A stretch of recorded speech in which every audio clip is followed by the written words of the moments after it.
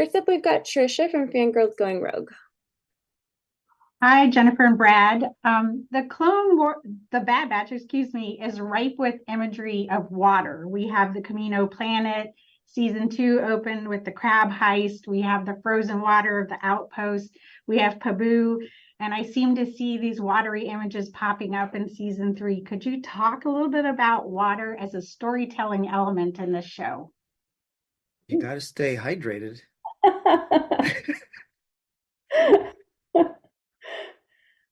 I mean, we are always just looking for different landscapes for the show to take place that is cinematic. But in terms of Pabu in general, I'll say that during the pandemic, when we were making season 2, I think we were all going a little stir crazy and wanting to go on a vacation.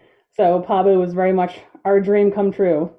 And we got very obsessed with the sushi on Pabu and how we can make it as realistic as possible. It's kind of our mission. We were going a little stir crazy. A little crazy. Dan from Coffee with Kenobi. Hello, I want to thank you both so much for the incredible series that is The Bad Batch. Season 3 is fabulous, what we've seen so far. But before we go forward, I'd like to get your thoughts on the loss of Tech, specifically how audiences received it. It was so beautifully done and full of pathos. That must have been very bittersweet and gratifying. It was really hard, to be honest. As we conceived the story, we were coming up with the story for the end of season 2. We knew if we're going into Tarkin's home base, if you're going to go into the lion's den, there's going to be a price to pay, or it's not realistic. And we didn't do anything lightly. Several discussions, so much time went into figuring out how that was going to go. And Tech, he did the noble thing. He sacrificed himself for the rest of his family. And I'll tell you how many times we've read the scripts and shot the scenes literally hundreds and hundreds of times through editorial and music and working with Dee and Michelle through that whole moment. It always choked us up every single time. So it was a big deal and pretty incredible to see the fan reaction. And the loss of Tech is very much talked about, throughout season 3 and very present in the characters and how they're dealing with that hole in their lives.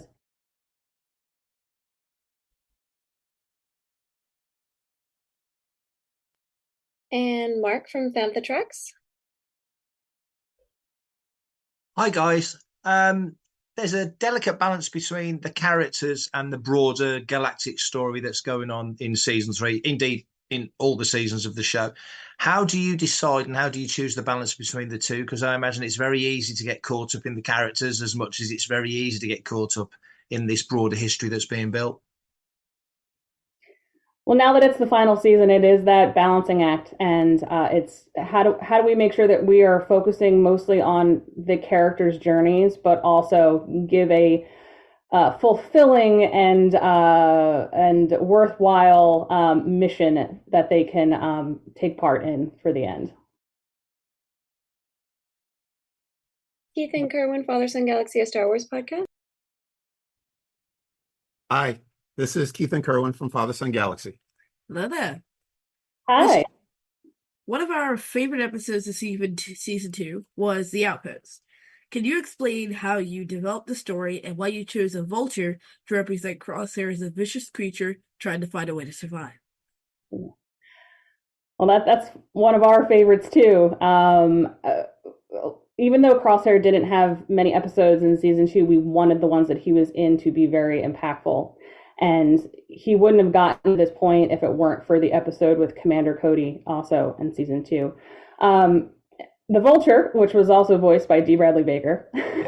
Yeah, he does everybody. It was just, again, the Vulture is a survivor, and the Vulture is this solitary figure as well. So that imagery was very much intentional, and a lot went into that story. So I'm glad that you like it. Yeah, that's one of our favorite episodes. We were really, really intentional with how close the Vulture is to the camera at what point in the story, and how close the Vulture was to the ground at what point in the story. We actually shot way more footage of the vulture. At one point, Jen said, Brad, I think there's too much vulture in the episode. You're right, Jen, you're right. So yeah, it was very symbolic. William Ironcan. Yeah, William Devereaux, Ion Cannon podcast. The dynamic between Crosshair and Echo is so well written, especially in the first half of season 3. There's a lot of heart despite everything that Crosshair has put them through. How did you approach writing their dynamic between these two characters in the final season? Well, Crosshair has a lot to make up for, and he has still to go through and process the things that he's done, and it's never easy to admit when you're wrong. And what I love about season 3 is that we're with him as he's going on this journey, and guiding him is Omega, because Omega is the one who can see things very clearly, but also how the squad embraces him or doesn't embrace him initially is very much true to their character and also why they feel this way.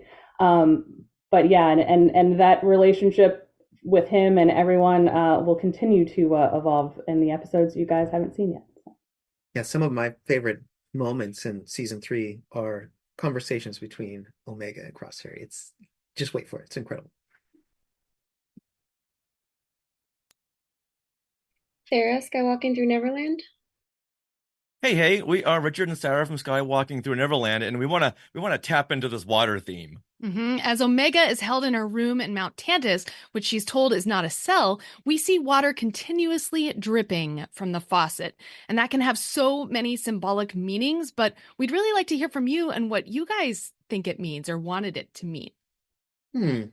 Well, maybe we won't answer 100%, but it is very symbolic. And we always wanted this sense of sort of monotony in that episode. You don't really know how much time has passed in Jen's awesome script. When I was talking to Saul Ruiz, who was the episodic director for that episode, it was an idea that he came up with his story team. Like, oh, Saul, incredible, because we were trying to find a way, when do we put in the music? When do we not have music? And in that little room that she's in, it's not technically a prison, but it's a prison.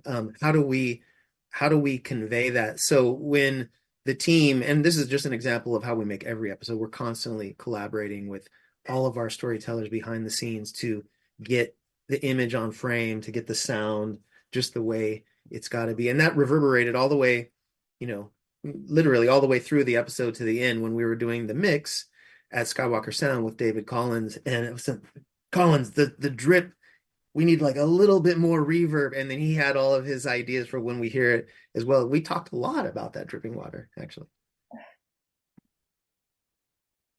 Alex, Star Wars Explained. Hi, this is Alex from Star Wars Explained. Mark already kind of touched on this, but I've been so impressed with how well you've balanced a very focused personal story with the Bad Batch, with also the big galactic story of all clone troopers. Is that a story you knew you were going to tackle from the beginning of this series, or is it something that developed over the full 3 seasons? We've sort of, at the beginning of season 1, it was, yes, this is a story about the Bad Batch, but it's also about the story of the end of the Clone Trooper program and what that looks like in Star Wars. Because as I've said before, I, as a fan, always asked what happened to the clones after the war, because we don't see them later. So we wanted to just focus again on leaning into that veteran aspect and what that looks like, and how that also affects the Batch, because even though they're not with the Empire and they're not part of it, they are still clones and those are still their brothers. So again, making it as personal as possible for the characters and for the ones telling the story.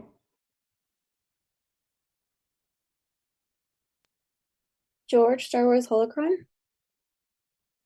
George from Star Wars Holocron. Thank you so much for speaking with all of us today. I had a question about the connections that the Bad Batch has to other Star Wars stories and broader lore. There's obviously a very intimate story, the season involving Omega and Crosshair, but there's also all sorts of other connections and references to other Star Wars corners of the Star Wars galaxy. I'm wondering if you could talk a little bit about how those connections come to be and if it warrants collaborations with filmmakers and other creators beyond the core team of the Bad Batch.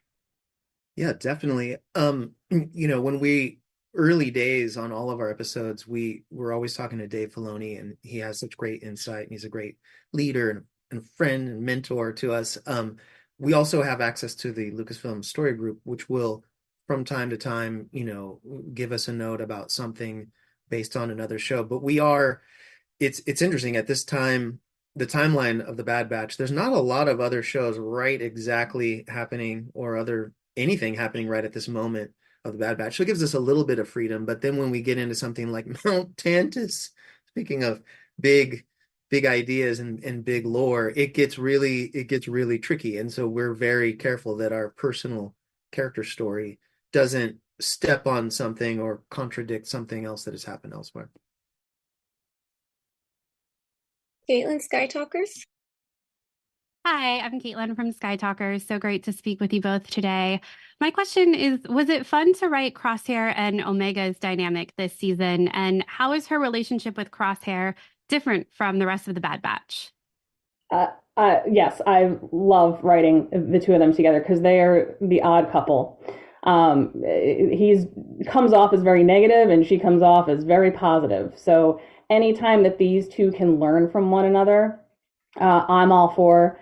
And I think it's also just with everything that Crosshair's been through and feeling like he was used, feeling that he was abandoned, to be then paired up with this kid who shows nothing but empathy and never gives up on him. I love their dynamic, and I just love the two of them together.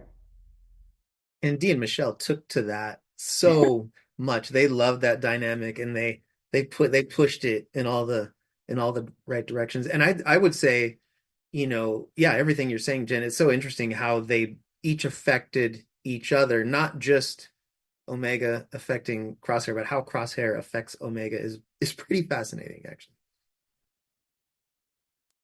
Kara, Star Wars Insider.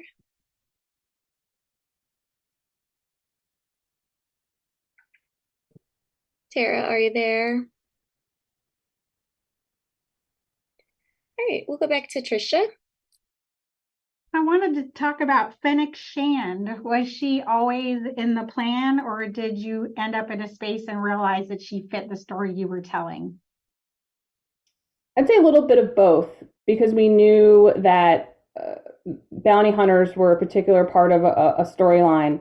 And since we had seen Fennec Shand interact with Omega in the Batch in season 1, she was a natural character to kind of slot in there. And also just that her personality versus Hunter and Wrecker is just something that I'd pay to see. And again, any chance to work with Ming-Na we'll take, because she's phenomenal.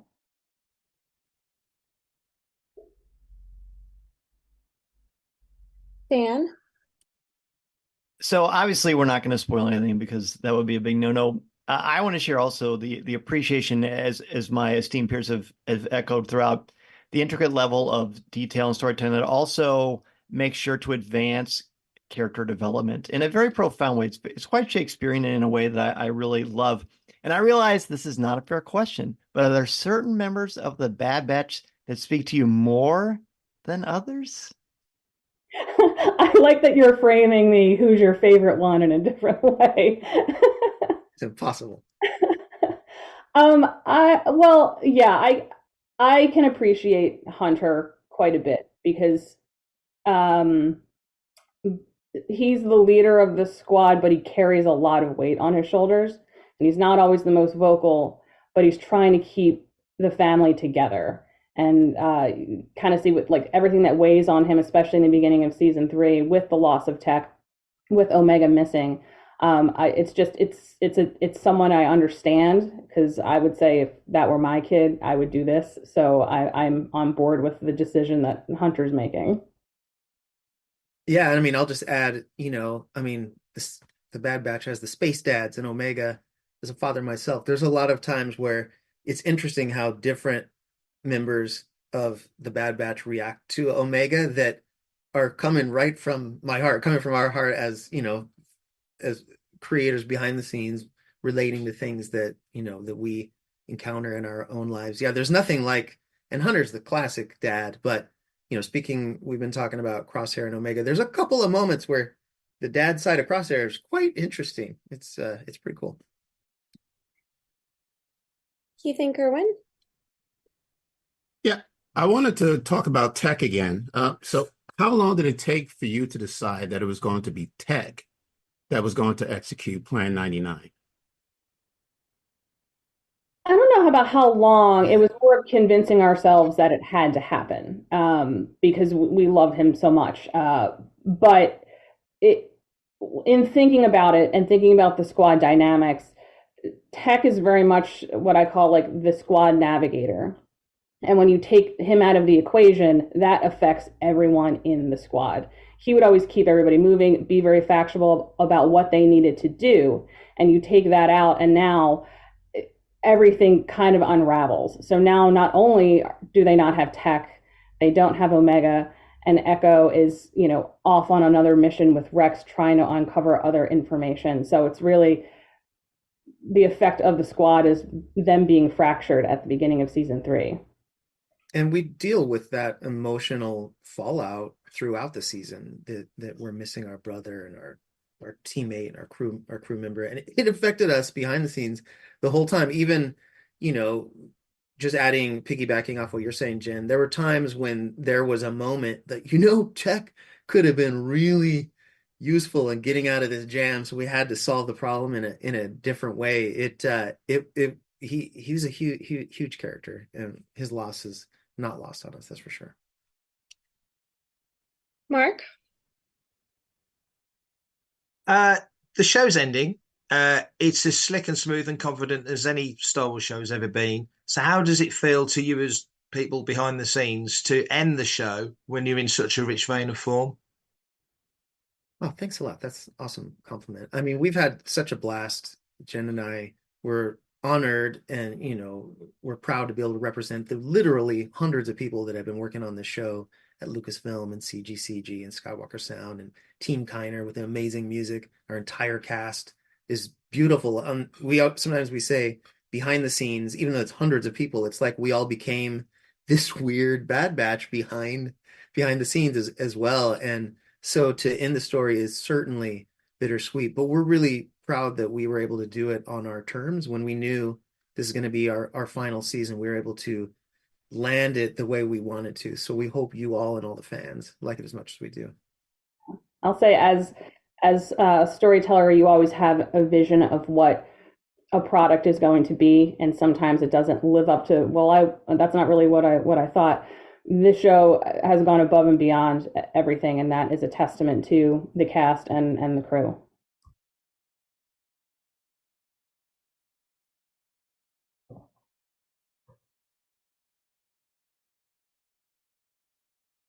William? Yeah, thank you again for taking the time to talk with us. Omega's high M count, which I think we're all reading through the lines, probably is midi-chlorian count, implies that she has the Force, or at least a high affinity for it. Of course, in the first 2 seasons, there have been many moments where she seemed to have either be very talented or have some connection in some way.